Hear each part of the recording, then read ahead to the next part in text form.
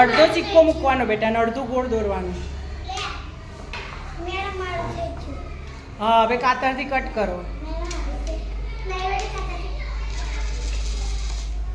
જેટલું ગોળ દોર્યું છે ને એ પ્રમાણે ધીરે રહીને કાતરથી ગોળ કટ કરો. આખું ગોળ નહીં બેટા, અડધું ગોળ દોરવાનું. હા ગોળ દોર્યું ને ત્યાંથી કાપવાનું. હા આમ જવા દેવાનું કાતર.